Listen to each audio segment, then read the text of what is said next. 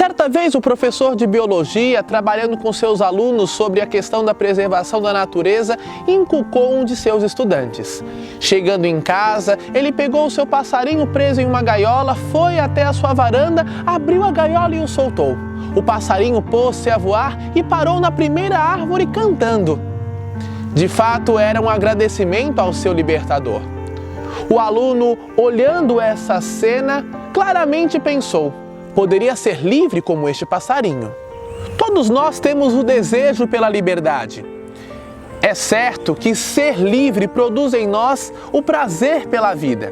Agora, existem várias formas de se compreender e entender a liberdade. Para uns, ela está no direito de ir e vir, de eu poder me locomover daqui a ali, tempo e espaço. Para outros, a liberdade consiste em falar o que se pensa sem censuras. Para outros ainda, é o direito de poder comprar o que se quer, aquilo que está na TV, aquilo que está na internet. A liberdade está no possuir. A liberdade do passarinho consiste em voar. Afinal de contas, ele foi criado, pensado e amado por Deus para essa finalidade. Assim também acontece com todos os outros seres vivos. Com o ser humano é um pouco diferente. Todas as suas atitudes são passíveis de gerar vida ou passíveis de gerar morte. E assim exemplifico. O homem que quer ser super-herói se coloca na cobertura de um edifício e de lá se joga querendo voar. Essa é uma atitude geradora de morte. Por outro lado, quando ele é capaz de utilizar-se da sua inteligência e da sua razão, ele pode certamente criar um instrumento capaz de fazê-lo voar. Assim foi Santos Dumont, que pensou, criou e inventou o avião. Agora, onde está a diferença dessas duas questões? Está no uso da sua liberdade. E por que digo isso? O primeiro não utilizou a razão e o outro utilizou-se da inteligência, da razão e também da sua criatividade. O homem, ele difere dos animais desta forma. Ele é capaz de pensar, ele é capaz de criar, ele é capaz de inventar, ele é capaz de sonhar, ele é capaz de fantasiar. Deus possibilita a cada ser humano a oportunidade de organizar a sua vida e planejar o seu futuro. Somos cooperadores da criação. Tudo isso nós podemos chamar de livre-arbítrio. O ser humano sabe muito bem viver aquilo que convém e aquilo que não convém. Portanto, somos todos nós também responsáveis por nós mesmos e também responsáveis por tudo aquilo que fazemos. Afinal de contas, a nossa inteligência diz a nós aquilo que é bom e aquilo que é ruim. Sabem que quando utilizamos da nossa razão, da nossa inteligência para o bem, para vivermos o bem, possibilitarmos o bem, certamente nos colocamos na possibilidade de viver a alegria e, consequentemente, também a felicidade.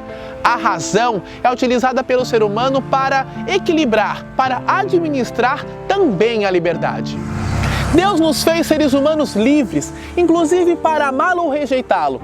Mas quando escolhemos amá-lo e, consequentemente, todo o bem que ele nos pensa e proporciona a nós, é que de fato podemos dizer que estamos vivendo a dignidade de sermos seres humanos. Toda criatura, quando escolhe viver com Deus, viver em Deus, viver com o seu Criador, é que de fato ela pode dizer que é feliz e também que está gerando vida. Agora, é certo também dizer que o ser humano, quando é livre, e é livre também para viver com outros seres humanos, se relacionando, é que pode dizer de fato que foi criado à sua imagem e semelhança do Criador. Só vivemos a liberdade quando nós optamos também por viver a verdade. Agora, a pergunta que precisamos nos fazer: o que é a verdade? A verdade é tudo aquilo que oportuniza e gera a vida. E também a pergunta agora: como atingimos essa verdade? Para isso precisamos perguntar para o autor da vida e o autor da verdade, que é o próprio Deus. Quando nós optamos por escolher a vida, quando nós optamos por escolher a verdade, nós escolhemos também a felicidade. E agora precisamos nos perguntar, enquanto seres humanos: nós escolhemos a verdade que liberta ou escolhemos a mentira que escraviza? Para entendermos a nossa liberdade, diariamente precisamos ir conhecendo a nossa natureza e entendermos de fato que essa natureza vem de Deus e é para Deus. Mas para isso, humanamente, precisamos nos fazer várias perguntas. Nós confiamos de fato em Deus?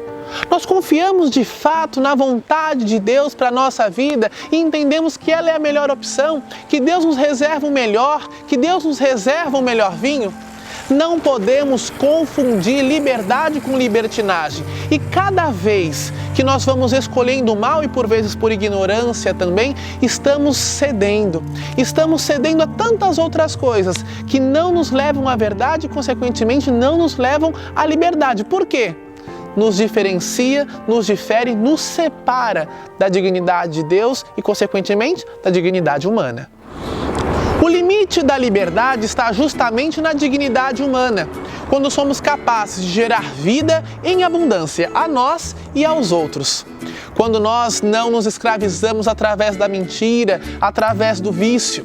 A liberdade está justamente na escolha da verdade, no optar pela verdade, no optar pelo bem, sem esquecer que esse bem é o próprio Deus.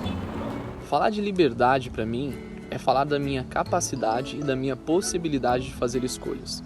Infelizmente, hoje a nossa cultura e a nossa sociedade muitas vezes nos apresenta uma ideia de liberdade quando eu não tenho obrigações, onde eu só tenho direitos e não tenho deveres.